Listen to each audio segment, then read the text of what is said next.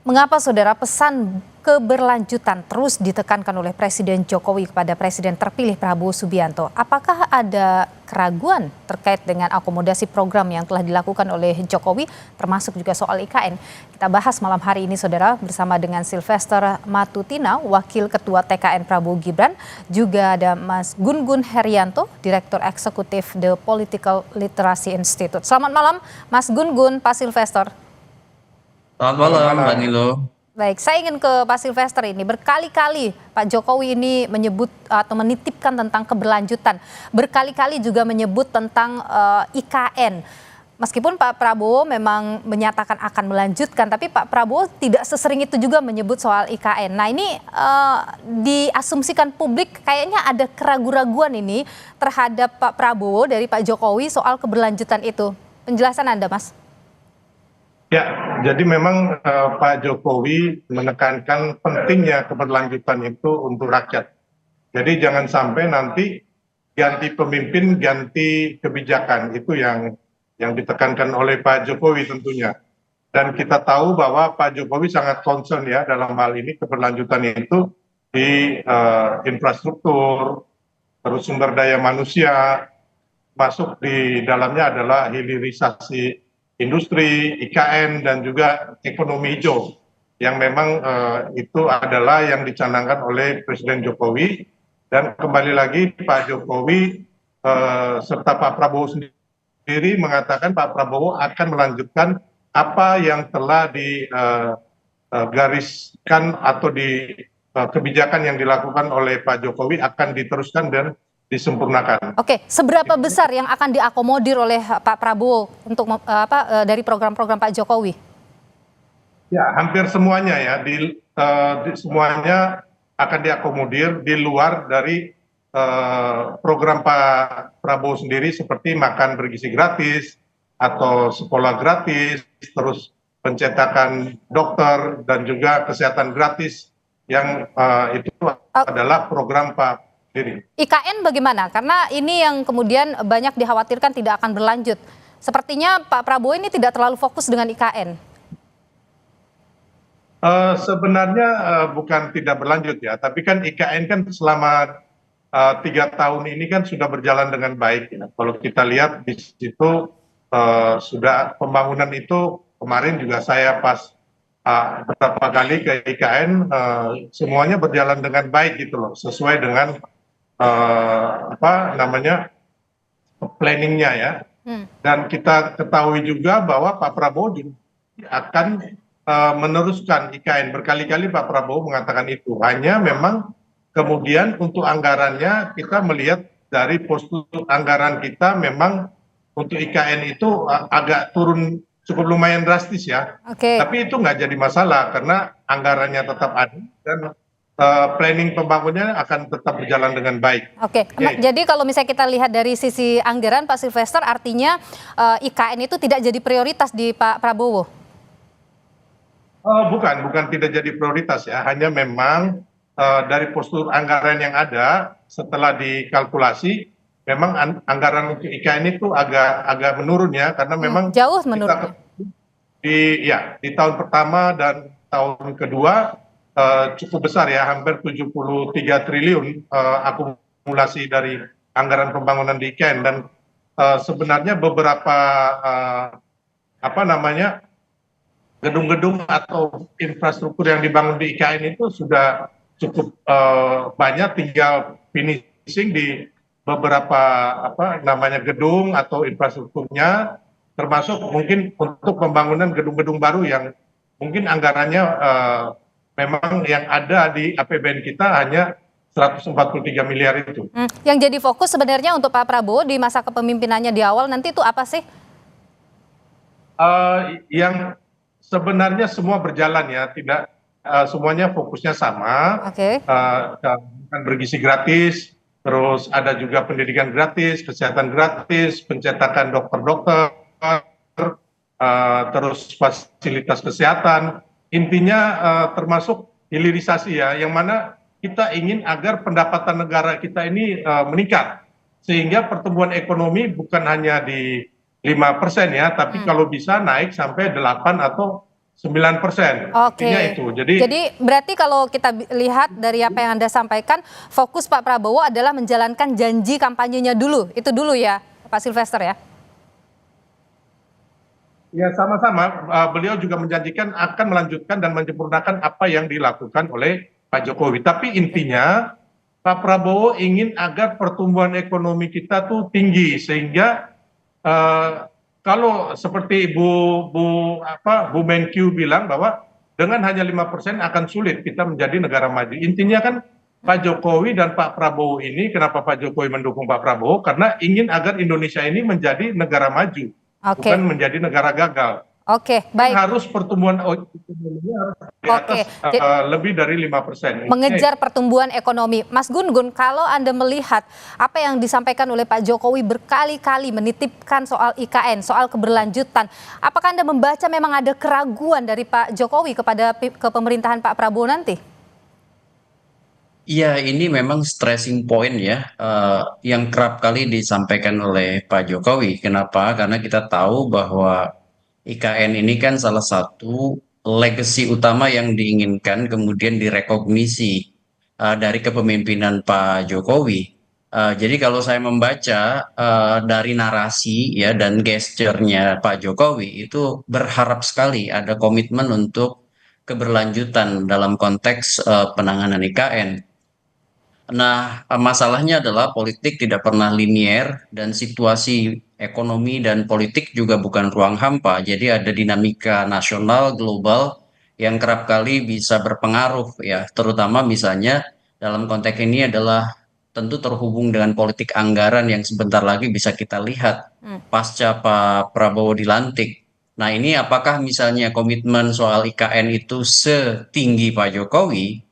Ya, atau misalnya ada orientasi yang jadi prioritas lain itu bisa terlihat dalam konteks postur anggaran yang nanti dieksekusi. Oke, Mas Gunun, kalau dengar Kalau penjelasan Pak Sylvester tadi bahwa Pak Prabowo ini sepertinya memang akan fokus bagaimana menjalankan program janji kampanyenya, kemudian juga soal pertumbuhan ekonomi. Anda membaca itu Pak Prabowo memang akan fokus kepada apa yang sudah dia janjikan, apa yang lainnya itu ya kalau bahasanya ya udah nanti mengikut saja, tidak sebesar kemudian akan melanjutkan apa yang sudah dia janjikan.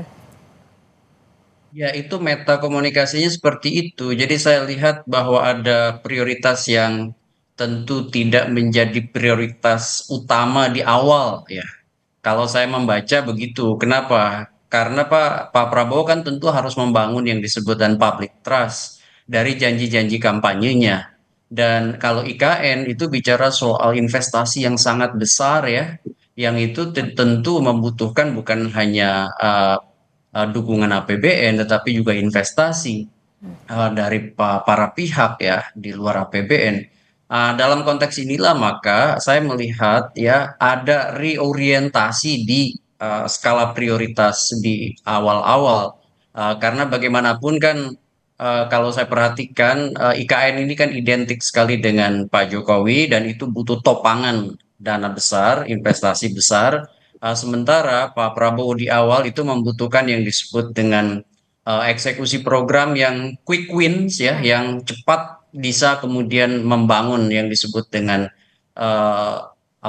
public trust tinggi pada Pak Prabowo. Ini wilayahnya tentu terhubung dengan persepsi publik. Dan kalau kita bicara misalnya antara apa yang diucapkan sebagai pesan verbal Pak Prabowo ingin mempercepat IKN, tetapi kalau kita lihat anggaran yang tadi ya juga diulas oleh Kompas turun dengan gap yang sangat tinggi. Artinya memang ada yang disebutkan perbedaan ya antara apa yang kemudian menjadi narasi itu dengan politik anggaran yang kemungkinan besar juga akan semakin jelas pada saat beliau sudah dilantik nanti. Oke, Tapi anggaran saya melihat itu ya. memang ada gap di situ ya. Jadi kalau Anda lihat apa yang misalnya fokus Pak Prabowo ini semuanya terkait dengan soal anggaran yang tidak mencukupi. Itu yang membuat Pak Prabowo mungkin tidak akan fokus pada IKN misalnya. Ya mungkin tidak semata-mata soal anggaran sebenarnya, tetapi juga kan program lain yang sudah dijadikan janji kampanye seperti makan siang gratis itu kan butuh topangan juga anggaran yang tidak sedikit.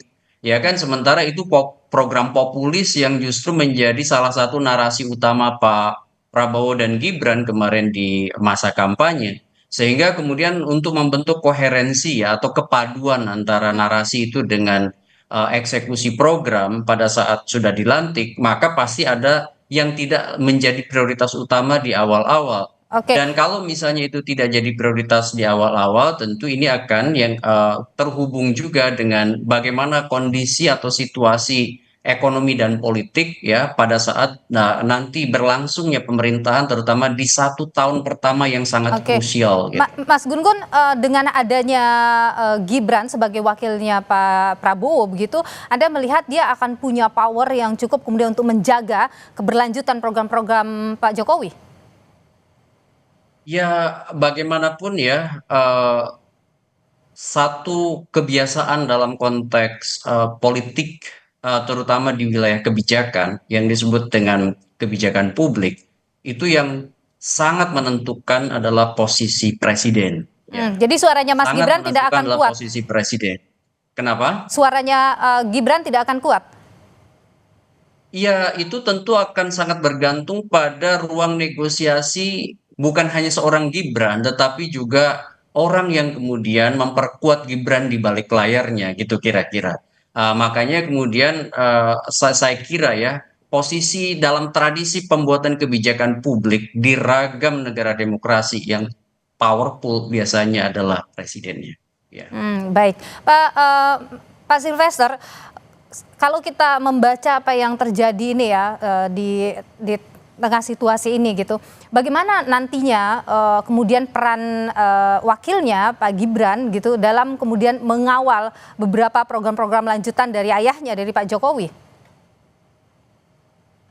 Ya, memang kalau sesuai undang-undang kita, dasar negara ketatanegaraan kita, pengambil kebijakan itu pastinya tentunya adalah presiden.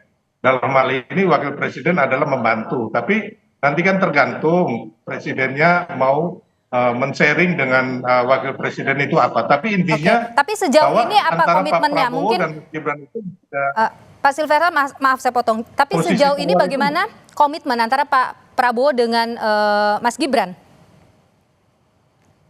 Sharing power kebijakan komitmennya tadi. sama.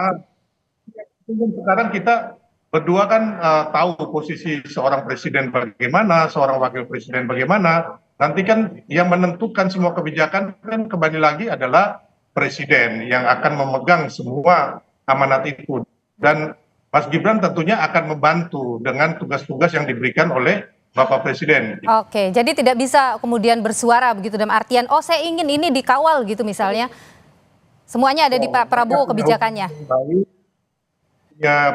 Punya chemistry yang sangat baik saat ini, termasuk dengan Presiden Jokowi tentunya. Jadi nggak ada masalah itu. Oke. Ya, nggak ada masalah yang berat. Kita kembali lagi sesuai konstitusi yang ada di negara kita, bagaimana fungsi dan fungsi presiden.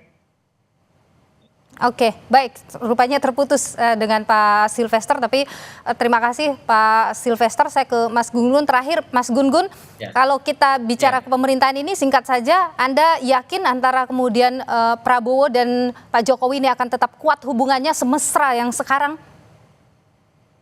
Tidak ada jaminan ya, tidak ada jaminan meskipun tentu mereka sampai saat ini masih ada yang disebutkan mutually symbiosis ya, ada saling menguntungkan. Kenapa? Karena posisi yang satu mau berakhir dan satu butuh dukungan di awal, kemudian juga proses transisi pemerintahan itu butuh masing-masing interdependen begitu. Tetapi seperti saya sampaikan tadi, jangan pernah memosisikan politik linier, selalu bersifat kompleks ya, dan itu dipengaruhi oleh aras politik nasional kita yang terfragmentasi sedemikian rupa. Ini multipartaisme ekstrim yang kerap kali kemudian kepentingan itu menentukan dinamika politiknya. Baik, terima kasih Mas Gun Gun Herianto, Direktur Eksekutif The Political Literacy Institute, dan juga tadi bergabung bersama dengan kami Sylvester Matutina, Wakil Ketua TKN Prabowo Gibran. Terima kasih sudah berbagi pandangan di Sapa Indonesia Malam.